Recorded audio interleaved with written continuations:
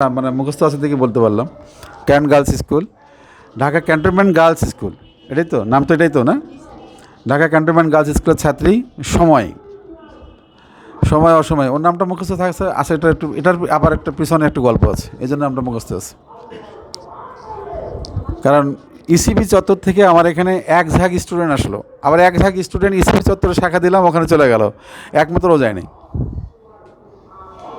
ও ECB থেকে আসতো, মানে সবাই ইসিবি থেকে আসলো, সবাই ইসিবিতে চলে গেল শাখা দেওয়ার পর, একমাত্র ওই যে ও যায় না, কয় আমি এখানে আসছি, এখানেই থাকবো।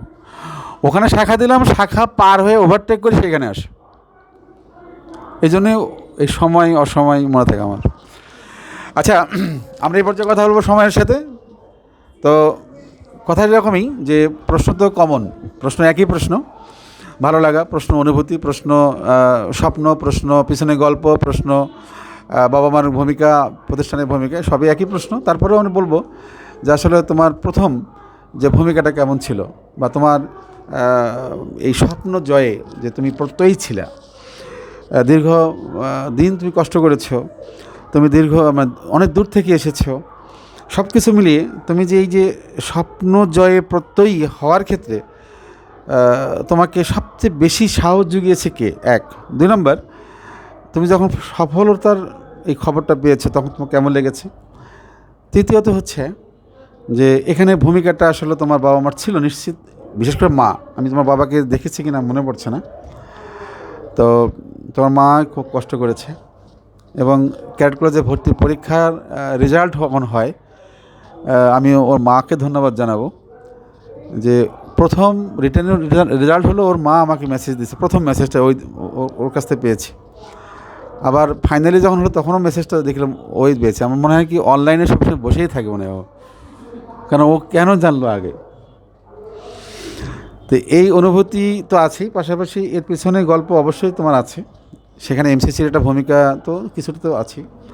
সব কিছু মিলিয়ে পরবর্তী প্রজন্ম, তার জন্য তোমার উপদেশ কী, যারা এখানে আছে তাদেরকে আসলে কী হওয়া উচিত? কারণ তোমার এই কথাটা যখন সবাই শুনবে, তারা যেন উৎসাহিত হয়, তারা যেন অনুসরণ করে, তারা যেন এটা বোঝে যে হ্যাঁ আপু এই কাজটা করেছে, এই কাজ করে আপু সফল হয়েছে, তারা আমরাও এই কাজটা করি। সেটা কি? এই 3-4টা প্রশ্নের উত্তর তুমি একটু যদি সিরিয়ালে দাও, আমরা শুনিয়ে কৃতজ্ঞ হই। ওকে? আচ্ছা, প্রথমত আমি বলতে চাই যে আমি যে ক্যাডেট হয়েছি এই কারণে আমাকে সবচেয়ে বেশি উৎসাহ জুগিয়েছেন হচ্ছে আমার মা, তারপরে আমার বাবা। কারণ মা তো সবসময় বাসায় থাকে, আর বাবা যেহেতু জব করেন এই কারণে সবসময় তো উনি আর আমার সাথে থাকতে পারেন না। তো সেই হিসেবে সবচেয়ে বেশি আমার মা আমাকে সাহায্য করছে, বাবাও করেছে, আমাকে বিভিন্নভাবে বিভিন্ন তথ্য দিয়ে সহযোগিতা করেছেন। আর তার পরপরই এখানে আমি এমসিসিতে কোচিং করি, এমসিসির অবদান অনেক বেশি। বাবা এবং মা, বাবা এবং মা এই দুইজন মিলেই কি তোমাকে এই ক্যারিয়ার হওয়ার ক্ষেত্রে উৎসাহী ছিল, না বাবা এবং মার সাথে কোনোদিন কখনো কখনো ঝগড়া হয়েছে? বাবা বলেছে না পড়াবো না, মা বলেছে না পড়াবো না, এখন মাঝখান থেকে তুমি দূর থেকে দেখতেছো আব্বু ভালোই প্র্যাকটিস করতেছে, এরকম ঘটনা দেখছো? না স্যার, এরকম ঘটনা ঘটে নাই। বলবো না, ঘটে নাই, সত্যিই ঘটে নাই। তার মানে দুজনের আগ্রহ ছিল। হ্যাঁ। মজা করি তারপর। আচ্ছা, তারপরে হচ্ছে যখন এইভাবে তারপরে আমি বাবা মার উৎসাহের পরপরই আমি এমসিসিতে আসতাম। এমসিসি আসলে আমার খুব ভালো লাগে, এখানে এসে অনেক কিছু জানা যায়। তারপরে লাস্ট মুহূর্তে যে অনেকগুলো পরীক্ষা হয়েছে, টানা আমাদের অনেকক্ষণ করে ক্লাস হয়েছে, মাঝখানে এই যে একটা টিফিন টাইম থাকতো, ফ্রেন্ডদের সাথে গল্প করা, তারপর ক্লাস করে, এটা অনেক মজা হইতো।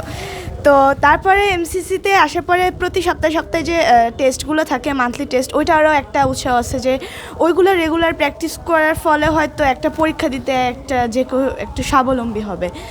সব মিলে এমসিসিরও অনেক বেশি অবদান ছিল। তার উপরে সবার উপরে আমার মায়ের অবদান, তারপরে বাবার অবদান, এবং তারপরে এমসিসির অবদান ছিল। তো সবগুলো অবদান যোগ করার পর সফলতা। জি স্যার। জি স্যার। তোমার কোনো অবদান নেই? স্যার, আমি চেষ্টা করেছি। তুমি চেষ্টা করেছো? জি স্যার। এবার তোমার স্বপ্ন বলো। স্যার আমার হয়ে গেছে। জি স্যার। ক্যাডেট শেষ করে, ক্যাডেটশিপ শেষ যখন হবে তখন তুমি আইএসএসবি। জি স্যার। তুমি আইএসএসবিতে অংশগ্রহণ করতে বাধ্য, মানে তুমি বাধ্য। জি স্যার। সেখানে সিলেক্ট হয়ে যাও, তাহলে তুমি 3 বছরের ট্রেনিংয়ে চলে যাও। জি স্যার। 3 বছর ট্রেনিং শেষে তুমি কিন্তু একটা অফিসার হয়ে আসবে। জি স্যার। সেকেন্ড লেফটেন্যান্ট হয়ে আসবে, না লেফটেন্যান্ট হয়ে আসবে। জি, স্যার। সেকেন্ড লেফটেন্যান্ট 2 বছরে, এখন লেফটেন্যান্ট হয়ে গেল, তারপর 2 বছর পর ক্যাপ্টেন হবে। তো এটা গেল ডিফেন্স অফিসার। তো ডিফেন্স অফিসার হওয়ার সাথে সাথে এর পাশাপাশি তুমি উচ্চ শিক্ষা যদি অর্জন করতে চাও, কারণ এটা তুমি ইন্টারমিডিয়েট পাস করে যাবা, এরপরে তোমার উচ্চতর ডিগ্রি আছে, স্নাতক আছে, সেগুলো যদি করতে চাও সেখানে তোমার সুযোগ আছে। সেখানে তুমি উন্মুখী হতে চাও। যেমন কদিন আগে আমার ছাত্রী আমাকে মেসেজ দিল এবং গিফট পাঠালো, একটা হেলিকপ্টারের একটা স্যাম্পল পাঠিয়েছে এবং বিমান বাহিনী, অর্থাৎ ও জিডি পাইলট হলো। জিডি পাইলট ট্রেনিং শেষে সে জয়েন করলো। জি স্যার। ময়মনসিংহ গার্লস ক্যাডেট ছিল। তো মানে শুনেও ভালো লাগে, দেখে তো ভালো লাগে। তারপরে আমার মনে হয় কোথাও ছবি দেওয়া আছে, ক্লাস 5-এর একটা প্রসপেক্টাসে দেওয়া আছে, ক্লাস 5-এর একটা প্রসপেক্টাস আছে, সেখানে দেওয়া আছে যে ডান মানে ও হেলিকপ্টার বা বিমানের পাশে দাঁড়ানো আছে পোশাক পরা ইউনিফর্ম পরে। তো ও তো কোনো না কোনো মায়ের সন্তান, তাই না? জি স্যার। তো নিশ্চয় তার মা খুব গর্বিত। তো মার সাথে কথা বললাম, কোনো এক সময় ওর মার আমি একটা ডকুমেন্টারি করেছিলাম, কারণ ও এত এক্সেপশনাল ছিল, নাচে, গানে, কবিতা আবৃত্তি, ছবি আঁকা, 4টে ফার্স্ট, পড়ালেখাতে ফার্স্ট আছে, ময়মনসিংহ গার্লস ক্যাডেট কোর্সে ফার্স্ট। জি স্যার। সেই মেয়ের কথা বলছি। তো আমি চাই যে তুমি তোমার স্বপ্ন পূরণ করো, জি স্যার। এবং তোমার স্বপ্ন পূরণ হওয়া মানেই এই দেশটা একটা ভালো কিছু পাবে, জি স্যার। এই দেশটা ভালো কিছু পাবে। ইনশাআল্লাহ স্যার। কারণ আমরা যত কিছু করি না কেন, দেশের জন্য কিছু না করতে পারলে পরবর্তী প্রজন্ম তো কিছু পাবে না। জি স্যার।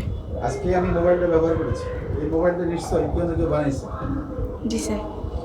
যে বানিয়েছে, যে বানানোর কারণে তো আমি ব্যবহার করতে পারছি, জি স্যার। তাহলে অবদান তার, ব্যবহার করছি আমি। তেমনি তুমি কিছু দিয়ে যাবা পৃথিবীকে, যেটা দেশকে দিয়ে যাবা, যেটা পরবর্তী প্রজন্ম ব্যবহার করবে। এই জন্যই প্রথমে ওকে মনে করেছিলাম যে তুমি তোমার নও, তুমি ঘরের, তুমি ঘরের নও, তুমি পরের, তুমি তোমার নও, তুমি দেশের। জি স্যার। তোমার স্বপ্ন পূরণ হোক, দেশের বা ক্যাডেট কলেজের ইচ্ছা, ক্যাডেট কলেজের যে ভিউ, ক্যাডেট কলেজের সৃষ্টি হয়েছে তোমাকে ডিফেন্স অফিসার বানানোর জন্য, জি স্যার। এটা যাতে পূরণ হয়, এবং সেই সাথে তুমি তোমাকে আলোকিত করো এবং জি স্যার। তোমাকে অনুসরণীয় হতে পারো।